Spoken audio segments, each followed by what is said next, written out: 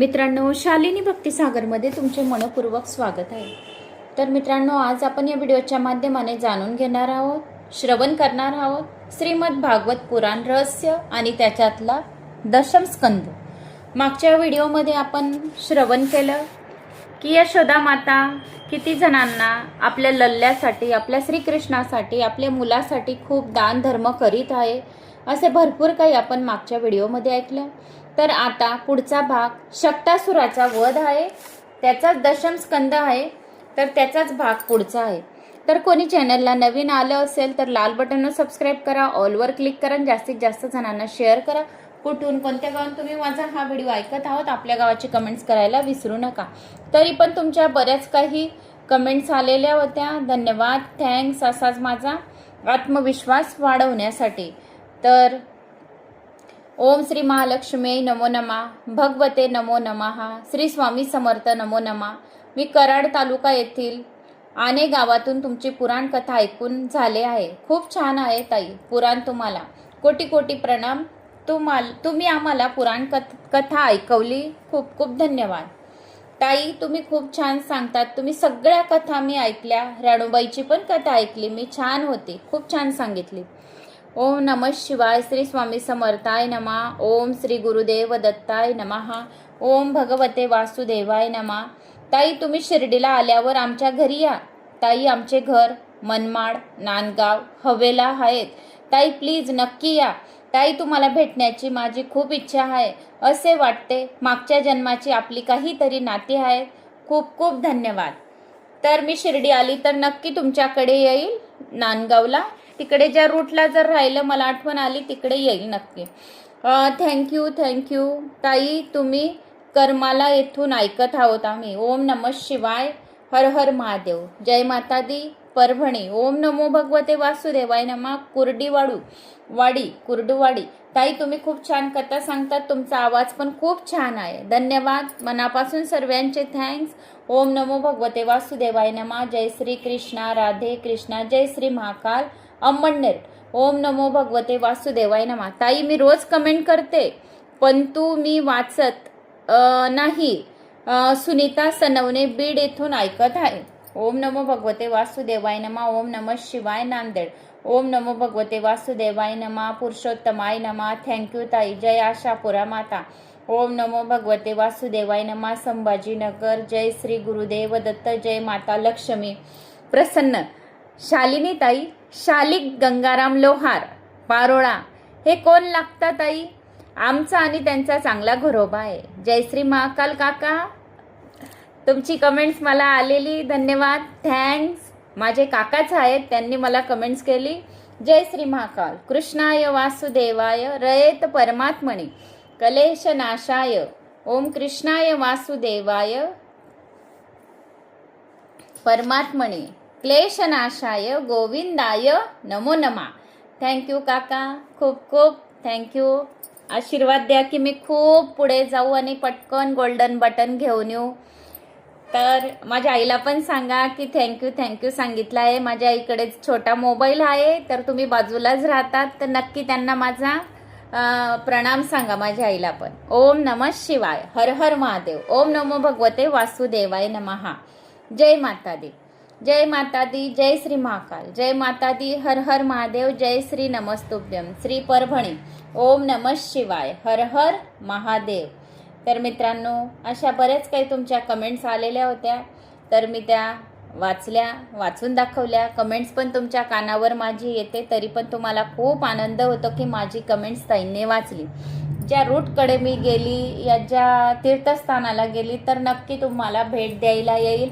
मला पण खूप वाटतं की तुम्ही एवढ्या कमेंट्स करून मला सांगतात, तर तुमची भेट घ्यावी। आम्ही दररोज तुम्हाला सर्वांना आठवण ठेवते, नावं तोंडीपाठ झाली आहे तुमची गावांची, तर अशाच कमेंट्स करत राहा। तर आता आपण आपल्या पुराणावर येऊया। श्री गणेशाय नमो नमः, वक्रतुंड महाकाय, सूर्यकोटी समप्रभ, निर्विघ्नं कुरु मे देव, सर्व कार्येषु सर्वदा। श्री गणेशाय नमः, सरस्वती नमः, गुरुदेवताभ्यो नमः, ओम कुलदेवताय नमः, ओम शांताकारं भुजगशयनं पद्मनाभं सुरेशं, विश्वाधारं गगनसदृशं मेघवर्णं शुभांगं लक्ष्मीकान्तं कमलनयनं योगिर्ध्यानज्ञं वंदे विष्णु भवभयहरं सर्वलोकैकनाथं निवासं।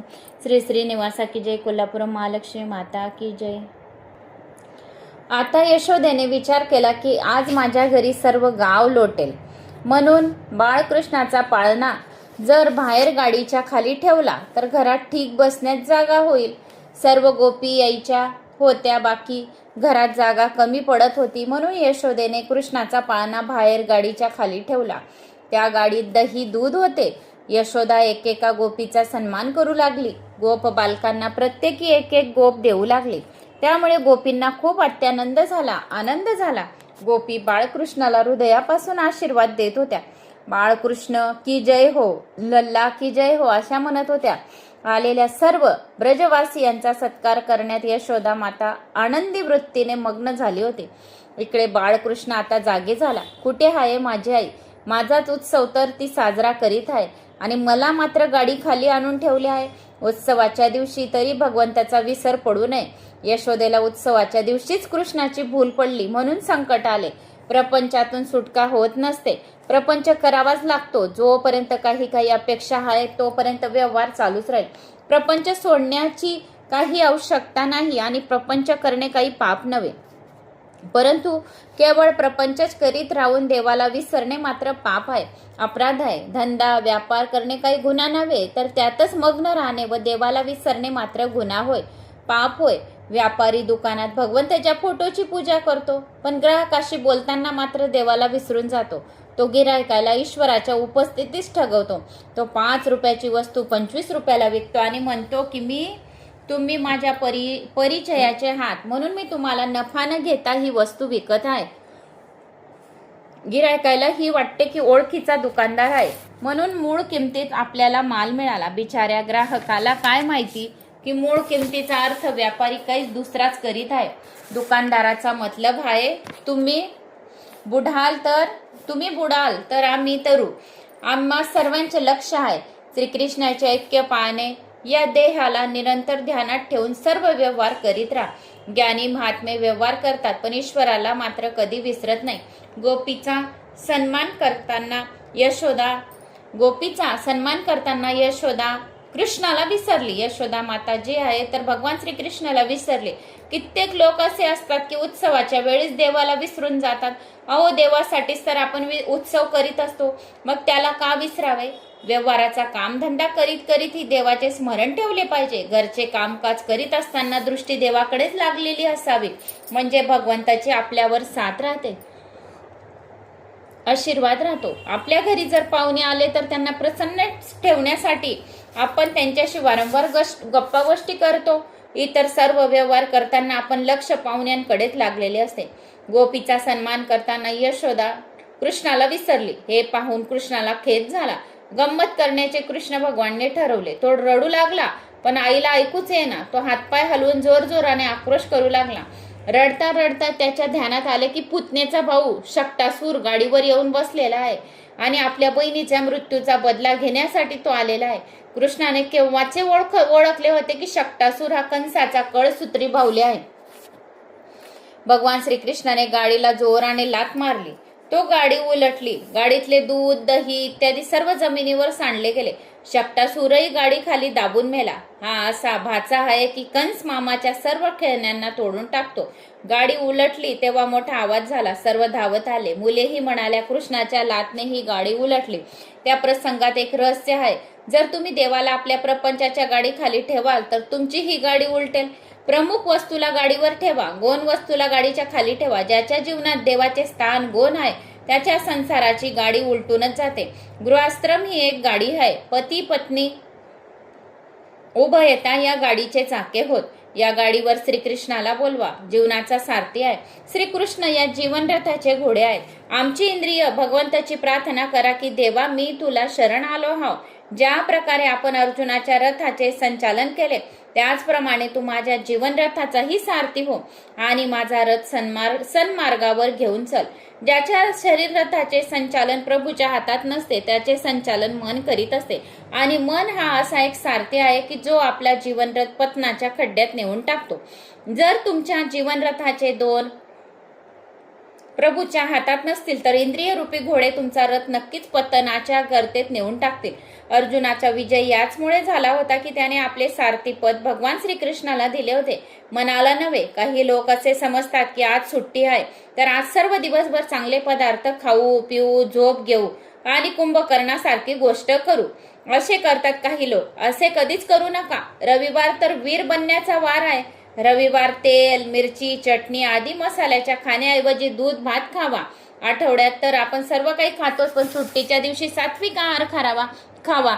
दिवसभर माळ जपीत जावी. रविवारी ब्रह्मचर्याचे पालन अवश्य करावे. रविवारी एक गृहस्थ पुराण ऐकण्यास निघाला तेव्हा त्याचा मुलगा रडू लागला. रविवारी काय झालं, एक गृहस्थ व्यक्ती होता, पुराण ऐकण्यासाठी निघाला तेव्हा त्याचा मुलगा रडू लागला.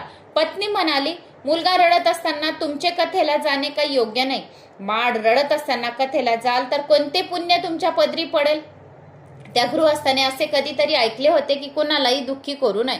त्याला असे वाटले की मी जर पुराणाला गेलो तर माझी पत्नी दुःखी होऊन जाईल, म्हणून तो पुराणाला गेला नाही. पण त्या सर्वांनी घरात राहून विष्णू सहस्त्र नामाचा पाठ केला.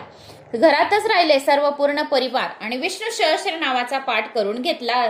चांगला असता तर चांगले झाले असते. पाठ केला असता, घरीच राहून विष्णू सहस्त्र नावाचा पाठ केला असता तर चांगले झाले असते. पण त्यांना आठवले की कोण्या एका फिल्मचा हा शेवटचा आठवडा आहे, फिल्मचा एखादा शेवटचा आठवडा आहे आणि म्हणून ते सर्व सिनेमाला जाऊन बसले. पती पत्नींचा संबंध केवळ संभोगा करता असतो असे नव्हे तर प्रभू भजनासाठीही असतो. पती पत्नीने दोघांनी प्रभू भजनसाठी पण बसावे. म्हणून गृहस्थी जीवनात काम सुख नव्हे तर भागवत सेवा ही मुख्य सेवा आहे.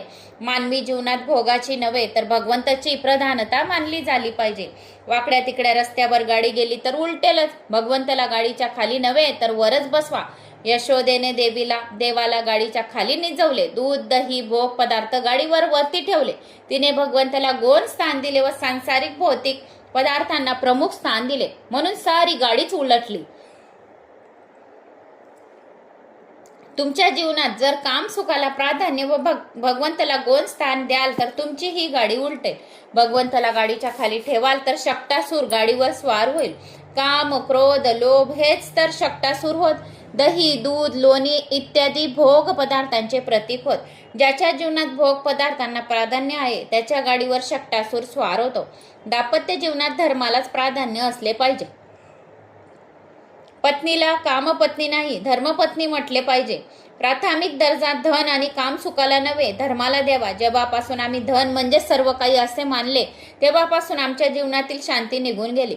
धनाला प्राधान्य दिले गेल्यामुळे सदाचार लुप्त झाला. धनापेक्षा संयम आणि सदाचार अधिक सुखदायी होतो. जर धन मर्यादाने बुद्ध होईल तर शांती येईल. मानवी जीवनाचे 4 पुरुषार्थ दर्शवले आहेत. अर्थ धर्म काम व मोक्ष यांच्या क्रमात एक विशिष्ट तारतम्य आहे. धर्म व मोक्ष यांच्यामध्ये आहेत. अर्थ आणि कामाची प्राप्ती धर्म व मोक्ष यांच्या मर्यादेत राहून केली पाहिजे. अर्थ व काम गौण तर धर्म व मोक्ष प्रदान होते. जर धर्म आणि मोक्ष गौण होतील तर माणसाचा जीवनरथ अधोगतीच्या खड्ड्यात पडेल. जीवनात लौकिक सुखांना प्राधान्य दिले गेले तर शक्टासूर स्वार होईल. एका संताच्या मतानुसार शक्टासूर वधाच्या वेळी श्रीकृष्णाचे वय 108 दिवसाचे होते. जेव्हा आपल्या शिरावर शक्टासूर स्वार होईल त्यावेळी 108 मण्यांची माळ घेऊन भगवंताच्या नावाचा जप करा. लौकिक व्यवहाराला प्राधान्य व श्रीकृष्णाला गौणतत्व दिले गेले तर काम क्रोध लोभ मोह इत्यादी शक्टासूर येऊन धडकतात. जीवनात श्रीकृष्णाला प्राधान्य दिल्याने शक्टासुराचे भय निर्मळ होऊन जाईल. काही लोक म्हणतात की कथा श्रवण शिवाय तारुण्य गमावले आणि आता हा शक्टासूर खाली उतरवण्याचे नावच घेत नाही. भगवान श्रीकृष्ण शक्टासुराचा वध अवश्य करतो. जेव्हा जेव्हा तुमच्या हृदयावर काम क्रोध लोभ मोह रूपी शक्टासूर स्वार होईल त्यावेळी माळ घेऊन नारायण नारायण या नावाचा काय करायचा जप सुरू करायचा. माळेबरोबर मैत्री साधली तर शक्टासुराला निरुपद्रवी बनावे लागेल. माळेशी जर संबंध जोडला नाही तर शक्टासूर स्वार झाल्याशिवाय राहणार नाही. काम क्रोध अधिकांशी सामना करायचा असेल तर परमेश्वराचा आश्रय घ्यावा लागेल. तृणवर्तांचा वध आता येत आहे तृणावर्त वधाचा प्रसंग. कुण्या एका दिवशी यशोद्याला कृष्णाला मांडीवर घेऊन थापटत होती. त्यावेळी तृणवर्ताला मारण्यासाठी कृष्णाने आपले वजन वाढवले. यशोदेला ते वजन काही सहन झाले नाही, म्हणून तिने आपल्या जमिनीवर निजवले व ती घर कामाला लागली. तृणावर्त वावटळीचे रूप घेऊन आला आणि त्याने कृष्णाला उचलून आकाशात नेले. भगवंताने आपले वजन वाढवून तृणावर्ताला पकडले. तृणावर्ताचे प्राण निघून गेले. रजोगुणाचा परिपाकच तृणावर्त होय. काम व क्रोध हे रजोगुणाचे पुत्र होत. मनात रजोगुणाचा प्रवेश होताच मन चंचल होते. बुद्धी जेव्हा भगवंताशी विन्मुख होते तेव्हा रजोगुण रूपी तृणावर्त मनात घुसून त्याला चंचल करते. जेव्हा जगातील सौंदर्य पाहण्यात जीवाला सुख वाटू लागते तेव्हा समजावे की डोळ्यात तृणावर्त येऊन बसला आहे आणि मग भगवंत दर्शन देत नाही. कन्हैया हळूहळू मोठा होऊ लागला. गुडघ्यावर चालत चालत तो गोशाळेत जात असे. सर्वच गायी त्याला ओळखत होत्या. कित्येक मोठे मोठे ऋषी गायीचे रूप घेऊन गोकुळात येऊन राहिले होते. एक लहानसे वासरू होते. ते लहान होते व कृष्णही लहानच होता. कृष्ण त्याला आपला मित्र मानत होता. ते वासरू हम्मा हम्मा म्हणत असे तर कृष्ण मैया म्हणत असे. कृष्ण त्या वासराला सोडतच नसे. गाय देखील आनंदाच्या भरात वासराला न चाटता कृष्णाला चाटत होती. यशोदा मातेला खात्री झाली की गायीची सेवा केली म्हणून त्याच्या आशीर्वादाने मला आता पुत्र झाला आहे. ही गायीची सेवा करेल. कृष्ण तर गायी आणि वासरू यांच्याशी खेळत असे. ते गायूचे शेपटू धरून उभ्या राहण्याचा प्रयत्न करत असे. आई म्हणाली, अरे कृष्णा, तू तर मोठा हट्टी आहेस. या गायी तुला मारतील ना. या घटनेमुळे कन्हैया एक नाव आणखी कायम झाले. वत्स पुच्छा वलंबनम. एकदा यशोदा माता कृष्णाला दूध पाजित होती. त्याचे सुंदर मुख निहाळत पाहत होती. आईचे प्रेम पाहून कृष्ण जोरजोराने दूध पिऊ लागला. मूल जर खूप दूध पिऊ लागले तर आईला चिंता वाटू लागते की आपला लाडका आजारी पडेल की काय. जोपर्यंत वैष्णवाच्या हृदयात प्रेम उचबळून येत नाही तोपर्यंत प्रभूला भूक लागत नाही. देवांची प्रार्थना करा की मी आपल्याला कसे जेवू घालू. आपण तर सर्व जगाचे अन्नदाता आहात. तरी पण जे काही मी थोडे बहुत शिजवले आहे त्याचा आपण स्वीकार करा. कृष्ण अधिक दूध पिऊ लागला म्हणून यशोदा माता चिंता करू लागली. तेव्हा भगवान श्रीकृष्ण म्हणाले, माते, तुझे दूध मी एकटाच पित नाही. माझ्या तोंडात समावलेले सर्व विश्व दूध पित आहे. जांभई देण्याच्या उद्देशाने कृष्णाने तोंड उघडले. तेव्हा यशोदा मातेला सर्व ब्रह्मांडाचे दर्शन करवून घेतले. कृष्ण मातेला म्हणाला, बघ माते, तू मला एकट्यालाच नव्हे तर अनंत जीवांना दूध पाजित आहेस. सर्व ब्रह्मांड तुझे दूध पित आहे. भगवान श्रीकृष्णाने सुदाम्याला अपार संपत्ती दिली. त्यामुळे यमराजाला चिंता उत्पन्न झाली. यमराज भगवंताला म्हणाले, सुदामाच्या नशिबात दरिद्रताचा योग आहे. त्याच्या भाग्यात संपत्तीचा क्षय लिहिला आहे. त्याच्या भाग्यामध्ये धन नाही. आपण त्याला एवढे ऐश्वर्य दिले हे काही ठीक केले नाही. त्यामुळे कर्म मर्यादा भंग होईल. कर्मानुसारच जीवांना सुख दुःख दिले जातात. कर्म चांगले राहिले तरच त्याच्याजवळ पैसा टिकतो, लक्ष्मी येते. आणि जर कर्म चांगले नाही तर त्याच्या वाटेला दुःखच येते. म्हणून कर्मानुसारच त्याला जीवांना सुख दुःख दिले जाते, धन दिले जातो, पैसा दिला जातो, मान प्रतिष्ठा दिली जाते. प्रभू यमराजाला म्हणाले, मी वेदोक्त कर्म मर्यादा तोडू इच्छितो नाही. जो मला खाऊ घालतो तो सर्व ब्रह्मांडाला खाऊ घालतो. एक मूठभर पोहे मला खाऊ घातल्याने त्याने सर्व विश्वाला भोजन दिल्यासारखे झाले आहे. जो कृष्णाला खाऊ घालतो तो साऱ्या विश्वाला अन्नदान करवतो आणि त्याच्या नावे पुण्य जमा होते. भगवंत कर्म मर्यादाचे कधी भंग करीत नाही. भगवान श्रीकृष्ण यशोदेला म्हणाले, माते, तू केवळ मलाच नव्हे तर साऱ्या ब्रह्मांडाला तू तृप्त करीत आहे. आता श्रीकृष्णाच्या बाललीला नामकरण विधी करण्याच्या हेतूने नंदा घरी गर्गाचारी आले. संस्काराने मन शुद्ध होते. संस्काराने दोष नष्ट होतात. शास्त्राने 16 संस्काराची योजना केली आहे. आजकाल सर्व संस्काराचा विसर पडला आहे. फक्त 2च संस्कार शिल्लक उरले आहेत. काय उरला आहे? विवाह आणि अग्निसंस्कार. बाकी कुठे संस्कार आहेत सांगा बरं मला. बाकी संस्कार आहेच नाही. फक्त लग्न करायचे, विवाह करायचा हा एक संस्कार आणि अग्निसंस्कार 13व्या दिवशी. ज्यांनी काशी केलेली राहते तर त्याचं जे कारण पाणी येतं आपण म्हणतो तर ते 13व्या दिवशी करावे, नाही तर 12व्या दिवशी चालतं असं. पण ज्यांनी काशी करून आलं आहे त्यांनी 13व्याच दिवशी त्यांचे कारण पाणी ठेवावे. मूल जन्माला आले म्हणजे त्याला जात कर्मविधी करायचा असतो. पण आता तर मुले प्रस्तुतीगृहात जन्मतात. तेथे जातक कर्मविधी कसा होईल? तेथे मधुप्राशन विधी कसा होऊ शकेल? तेथे डॉक्टर लोक काय प्यायला देत असतील कोण जाणे. याच कारणाने संस्काराचा लोप होत आहे. परिणामी देश दुखी होत आहे. अन्नप्राशन, नामकरण, योगोपवीत इत्यादी 16 संस्कार दर्शवले गेले आहेत. जीवाच्या शुद्धीसाठी संस्कार आवश्यक आहे. आजकाल तर सर्वच धार्मिक विधींना गौण मानले जात आहे. केवळ लौकिक आचरणांनाच महत्त्व दिले जात आहे. ब्राह्मणाला सांगतात की महाराज लग्न कार्य जरा लवकर आटपा ना, वरात सर्व गावात मिरवायचं आहे वराला, आणि जे काही मंत्र आहेत तुमचे पटपट बोला असे सांगतात आजकाल. गर्गाचार्य म्हणाले, जर नामकरण विधी यथासांग करायचा असेल तर अर्धा दिवस लागेल. बाबा तुम्ही सर्व गावाला बोलवणार, ते सर्व येऊन मला लवकर आटोपा असं म्हणतील, मग विधी ठीक प्रकारे होणार नाही. नंद बाबा म्हणाला, धार्मिक विधी तर ठीक प्रकारेच झाली पाहिजे. जर आपण म्हणाल तर मी कोणालाच बोलवणार नाही. गर्गाचार्याच्या ज्योतिष्य विद्येची परीक्षा घेण्याचे ठरवले. त्यासाठी श्रीकृष्णाला रोहिणीच्या मांडीवर बसवले, तर बलरामाला यशोदेच्या मांडीवर बसवले. गर्गाचार्य म्हणाले, नंदा, रोहिणीच्या मांडीवर बसलेला पुत्र तुझा आहे. तो सतत रंग बदलत आहे. तो या खेपेला त्याने श्याम वर्ण धारण केलाय. तो सर्वांची मने आकर्षित करेल, सर्वांच्या मनाला आनंद देईल. त्याचे नाव कृष्ण ठेवा. हा मुलगा मोठा ज्ञानी होईल. यांची जन्माक्षरे फार चांगली आहेत. याचे 5 ग्रह उच्च स्थानी आहेत, 8 ग्रह चांगले आहेत, फक्त 1 राहूची अनिष्ट स्थानी आहे. नंदबाबा आता घाबरला. राहू वाईट स्थानात आहे तर माझ्या मुलाला काय होईल? गर्गाचार्य, तसे भिण्याचे काही कारण नाही. ज्या सप्तस्थानात नीच क्षेत्रात राहू असला तो पुरुष अनेक स्त्रियांचा पती होत असतो. ज्या सप्तस्थानामध्ये नीच क्षेत्रात राहू राहिला तर अनेक स्त्रियांचा पती होतो. नंदबाबा म्हणाले, महाराज आपले भविष्य खरे होऊ शकते. एका ब्राह्मणाने मला आशीर्वाद दिला होता की माझा मुलगा 16,000 राण्यांचा स्वामी होईल. गर्गाचार्य म्हणाले, बाळा आणखी तर काय सांगू, हा कन्हैया नारायणासारखाच आहे. नारायण माझे इष्ट देव आहेत. प्रेमामुळे माझे विधान पक्षपात होण्याची भीती मला वाटत आहे. सनातन गोस्वामी म्हणतात की नारायणाच्या सारखा कृष्ण असे म्हणण्यात नारायण श्रेष्ठ ठरतात. म्हणून असे म्हटले पाहिजे की श्रीकृष्ण सारखे नारायण आहेत. वृंदावनातील साधू म्हणतात की नारायणासारखा कृष्ण नव्हे तर नारायण कृष्ण सारखा आहे. भगवान नारायण श्रीकृष्णासारखे आहेत असे म्हणावे. नारायणासारखा कृष्ण आहे असे म्हटले तर त्याचा अर्थ असा होतो की नारायण श्रेष्ठ आहेत. श्रीकृष्णासारखे नारायण म्हटले तर श्रीकृष्ण वरिष्ठ समजले जातात. तसे तर श्रीकृष्ण व नारायण यांच्यात तर काही अंतरच नाही. नारायणात 60 तर मुरली मनोहर कृष्णामध्ये 64 गुण वर्णिले गेले आहेत. म्हणजेच नारायणापेक्षा कृष्णात 4 गुण अधिक आहेत.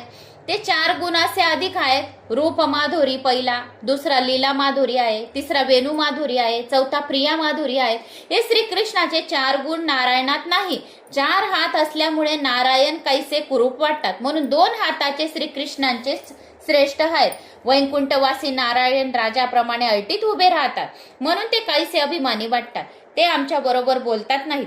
कृष्णात अशी ऐट नाही. तो आम्हा सर्वांशी बोलतो, खेळतो, फिरतो, म्हणून आमच्या कन्हैयाच सर्वात श्रेष्ठ आहे.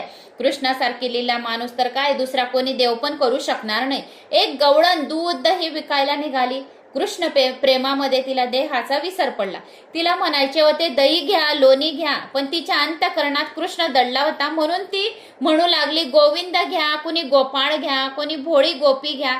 म्हणजे तिला विकायचं होतं एक गवळणला दूध दही लोणी, आणि तिच्या हृदयामध्ये भगवान श्रीकृष्णाचं प्रेम जास्त होतं. सतत श्रीकृष्णाचंच नामस्मरण करत होती.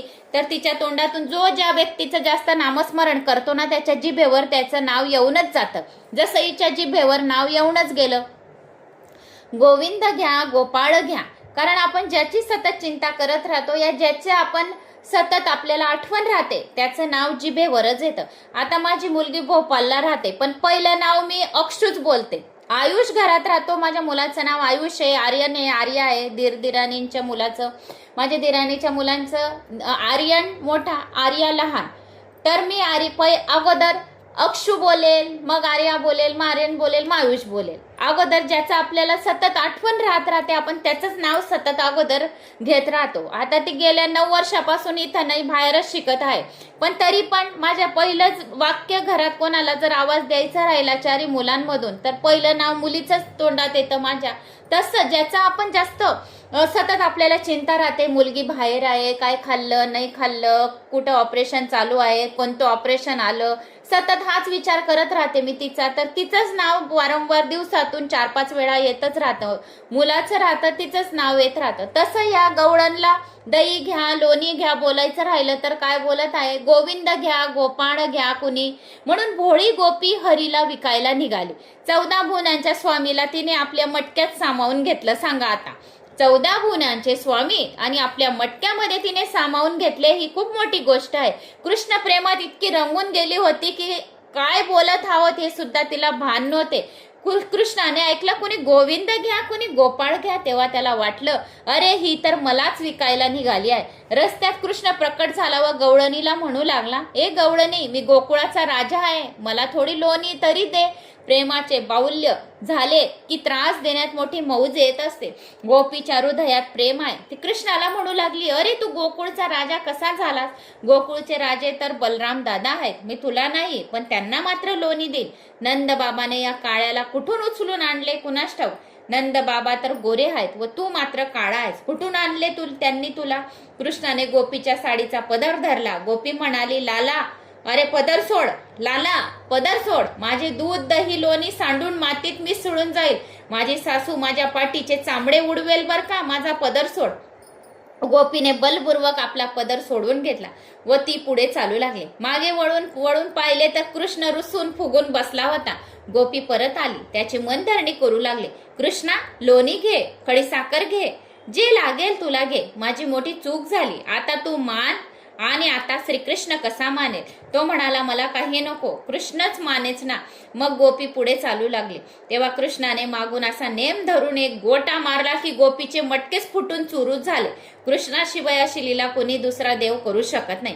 कृष्ण घरी आला व आपल्या आईच्या मांडीवर चुपचाप लपून बसला. तो इतका शांत व शहाण्यासारखा बसला की जणू काही झालेच नाही. ती गोपी यशोदा मातेजवळ आली आणि तिने कृष्णाने मटके फोडल्याची तक्रार यशोदा मातेजवळ केली. माते, तू कृष्णाला लाडवून ठेवले आहेस, पण तो मोठा खोडकर होत आहे, त्याने माझे मडके फोडले, माझे कपडे खराब केले. कृष्ण म्हणाला, आई, हिचे मला भय वाटते, ही निघून गेल्यावर मी तुला सर्व काही सांगेन. कृष्णाने मातेला म्हणाला, आई, ही गोपी फार कंजूस आहे, 3-4 दिवसाचे शिळे दूध दही विकत होती. मला वाटले की नासलेले दूध दही विकणे ठीक नाही आणि जर कोणी एखादा गरीब ते खाऊन आजारी पडला तर, असा विचार करून मी तिचे मडके फोडून टाकले. यशोदा मातेने त्या गोपीची खरडपट्टी काढू लागली. का ग, तू नासलेले दूध दही का विकत आहेस? कृष्ण हसू लागला व गोपी हसू लागली. कृष्ण बोलण्यात फार चतुर होते. कृष्ण मटकी फोडतो पण गोपींना तो फार आवडतो. रस्त्यावरून जाणाऱ्या कोणत्याही गोपीचे मडके तो फोडू शकतो. असा दुसरा कोणताच देव नाही की जो रस्त्यावरून जाणाऱ्या कोणा स्त्रीची खोडी करू शकेल. सर्वांनाच अशी भीती वाटत होती की जर एखाद्या स्त्रीला हात जरी लागला तरी थापड खावी लागेल.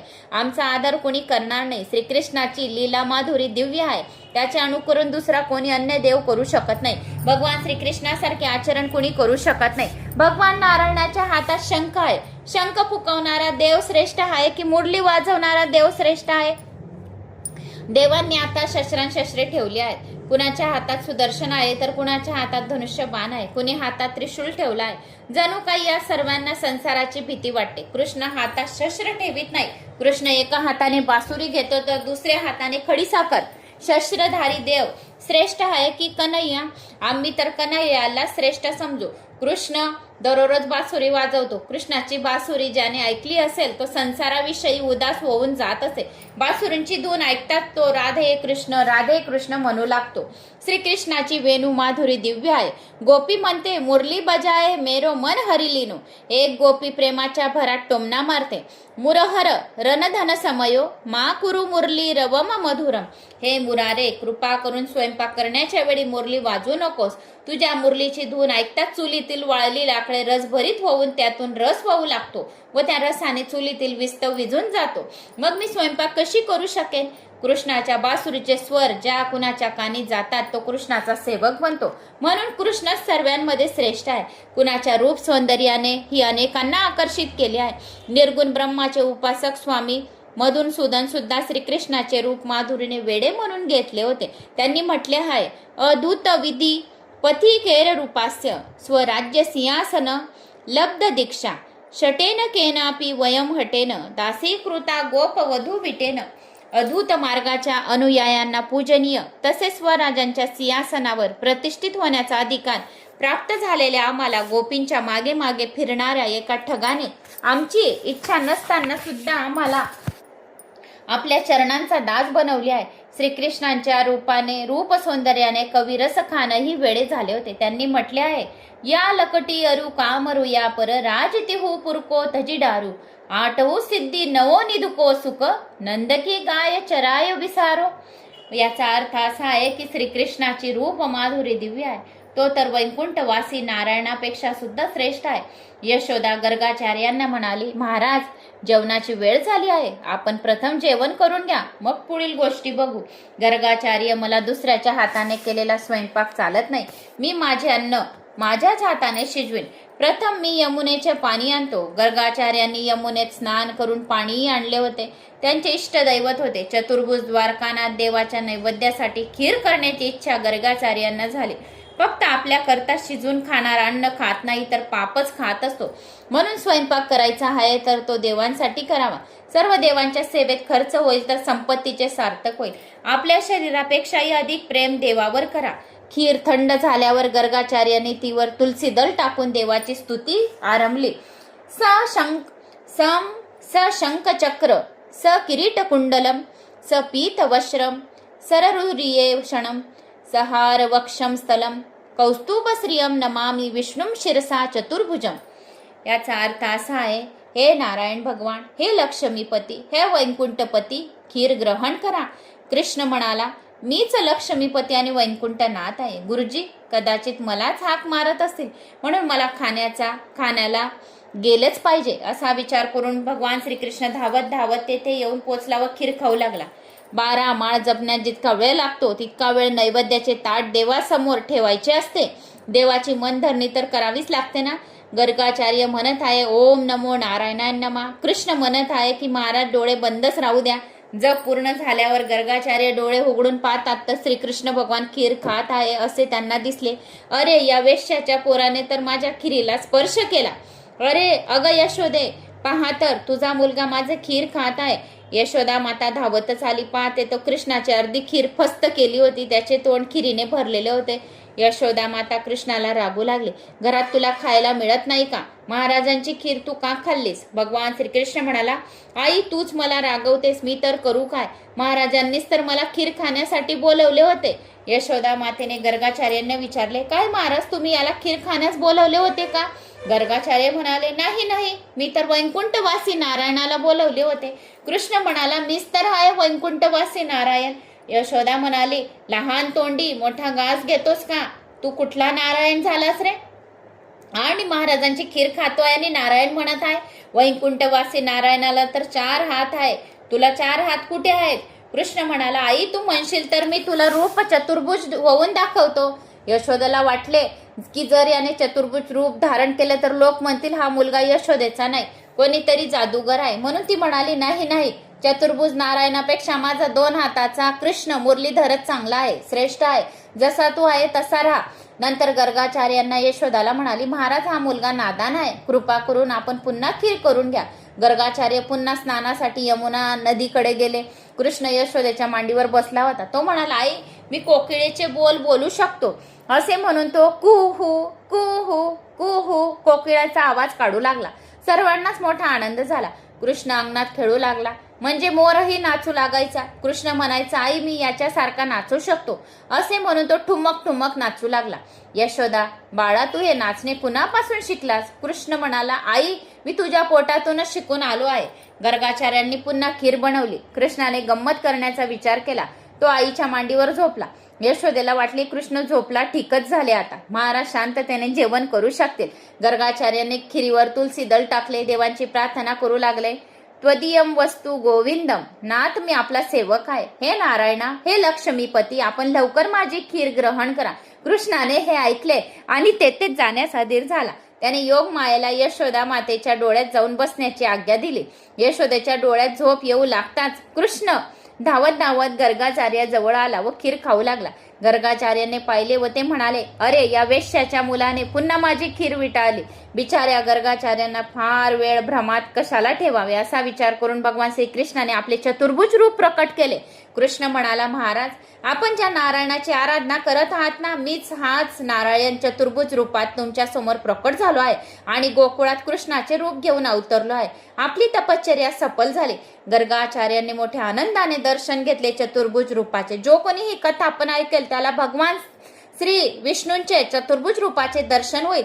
आणि ते आता स्तब्ध झाले. त्यांना वाटले की प्रभू माझ्या मांडीवर जर येऊन बसले तर किती चांगलं होईल.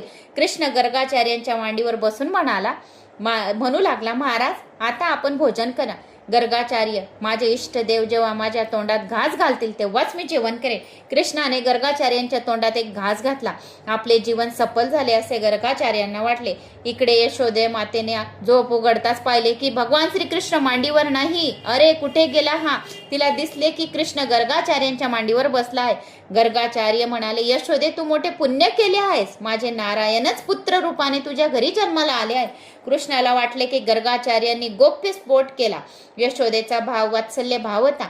वात्सल्य भाव हा ऐश्वर्य विरोधी असतो. कृष्णाला वाटले की गर्गाचार्याने उघड केलेली गोष्ट जर यशोदेच्या मनात रुजली तर माझे लाड करणार नाही. मी तर प्रेमदान करण्यास, प्रेम रसाचे पान करण्यास गोकुळात आलो आहे. कृष्णाने मायाला आज्ञा दिली की माझ्या वास्तव्य स्वरूपाची जाणीव आईला होऊ देऊ नकोस. यशोदेला भूल पडावी म्हणून कृष्णाने मायाचे आवरण अंगावर घेतले. काय? मायेचे आवरण जे आहे तर ते अंगावर घेतले. आणि आदी माया तर राधिकेचे स्वरूप आहे. ती कृष्णाचा मोह उत्पन्न करते. वैष्णव मताप्रमाणे मायेची 3 स्वरूपे आहेत: स्वमोहिका, स्वजनमोहिका, ऐश्वर्याचे ज्ञान होणारे, ऐश्वर्याचे ज्ञान न होऊ देणारे, विमुख जनमोहिका, जी आम्हा सर्वांना फसवत असते, जी ईश्वराचे स्वरूप कळू देत नाही, तीच विमुख जनमोहिका माया असे म्हणतात. एक दिवस प्रतिदिन आता बाळकृष्ण आता मोठा होऊ लागला. गावातील दुसरे गोप बालकही खेळण्यास येऊ लागले. त्याच्यापैकी काही मुलं कमजोर होती. त्यांच्यापैकी एक अशक्त बालकाला कृष्ण म्हणाला, मधुमंगल, तू फार अशक्त व रोड आहेस. खाऊन पिऊन तू माझ्यासारखा तगडा हो. मधुमंगल म्हणाला, कृष्णा, आम्ही फार गरीब आहेत. दूध लोणी आम्हाला कुठे मिळणार? कंसाची आज्ञा होती की कराच्या रूपाने सर्व लोणी त्याला दिले जावे. ब्रजवासी बिचारे भोळे होते. आपल्या मुलांना लोणी खाऊ देण्याऐवजी ते सर्व लोणी कंसाला देत असे. कंस आपल्या पेलवानांना सर्व लोणी खाऊ घालीत असे. कृष्ण आपल्या बालमित्रांना म्हणाला, ब्रजवासी सर्व लोणी कंसाला देतात. मी आता हे होऊ देणार नाही. गावचे लोणी गावाच्याच लोकांना मिळायला पाहिजे. आम्ही मथुरेला पाठवू देणार नाही. मधुमंगल, तू रडू नकोस. मीच तुला लोणी खाऊ घालेन. ईश्वराला नेहमीच वाटत असते की जीवाने आपल्यासारखे व्हावे. जीव हा ईश्वरावर प्रेम करील तर ईश्वरही त्याला आपल्यासारखा बनवण्याचा प्रयत्न करेल. आता मित्र म्हणाला, आम्हाला जर तू रोज रोज लोणी देऊ लागलास तर तुझी आई तुला मारेल. कृष्ण म्हणाला, नाही नाही, मी माझ्या घरचे नाही, बाहेरून कमावून तुम्हाला सर्वांना लोणी खाऊ घालेल. मित्र म्हणाला, काय तू लोण्याची चोरी करशील? कृष्ण म्हणाला, होय, चोरीच करावी लागेल. आपण एक टोळी बनवू. तिचे नाव असेल नवनीत चोरी मंडळ. मित्र म्हणाला, जर आम्ही चोरी करताना पकडले गेलो तर? कृष्ण म्हणाला, माझ्या गुरुजींनी मला एक मंत्र शिकवला आहे. तो म्हटला म्हणजे आम्हाला कोणीच पाहू शकणार नाही आणि यदा कचातीत पकडले गेलो तर सुटून जाऊ. मित्र म्हणाला, कृष्णा, कोणता मंत्र आहे? कृष्ण म्हणाला, चोरी करताना हा मंत्र म्हणावा. कोणता मंत्र म्हणावा? कफलम कफलम म्हणत राहावे. कफल ऋषींनी चौर्य विद्येचा प्रचार केला होता. हा मंत्र त्याच्या ऋषीचाच आहे. तर कोणता मंत्र म्हणायचा आहे चोरी करताना? कफलम कफलम असे भगवान श्रीकृष्ण त्या मुलांना सांगत आहे. आता हा मंत्र ऋषीचाच आहे. लक्षात असू द्या की हा मंत्र कृष्णाने आपल्या मित्रांना दिला होता, आम्हाला नव्हे. आम्हाला कुठे चोरी करायची नाही. चोरी करणे पाप आहे. आतापासूनच भगवंताची सेवा करा, पूजा करा, भजन करा, कीर्तन करा, त्यांची प्रार्थना करा. जेव्हा आपण द्वापारयुगात जन्म घ्याल तेव्हा मला गोप बालक बनवा. याप्रमाणे गोप बालकाचा जन्म मिळाल्यावर कृष्णाच्या सोबत खेळायला मिळेल. त्यांच्याच आज्ञेने चोरीही करा, म्हणजे पाप लागणार नाही. आपल्या शरीराची जो खेळतो तो पाप कर्म करीत असो. आत्म्याशी खेळणारा पाप कधीच करू शकत नाही. जो ईश्वरावर प्रेम करतो, त्या ईश्वराशी खेळत असतो, त्याच्या हातून पाप घडत नाही. ईश्वराच्या उपस्थित माणूस पाप करू शकत नाही आणि जरी पाप घडले तरी त्याचे उत्तरदायित्व ईश्वराकडे असते. असे म्हटले गेले आहे। तर आपण आज या व्हिडिओच्या माध्यमाने भरपूर काही ऐकले। तर पुढच्या व्हिडिओमध्ये भगवान श्रीकृष्ण भगवान आता कशी चोरी करायला सर्व मित्रमंडळींना घेऊन जाणार आहेत, तर पुढच्या व्हिडिओमध्ये आपण ऐकूया। तर या व्हिडिओमध्ये आपण बरेच काही ऐकले। तर मला अशी आशा आहे की तुम्हाला माझा हा व्हिडिओ आवडला असेल। आवडल्यास लाईक, शेअर, सबस्क्राईब करा आणि जास्तीत जास्त जणांना शेअर करा। कुठून कोणत्या गावात तुम्ही माझा हा व्हिडिओ ऐकत आहोत, आपल्या गावाची कमेंट्स करायला विसरू नका। ओम नमो भगवते वासुदेवाय नमः। जय श्री महाकाल। जास्तीत जास्त जणांना शेअर करा।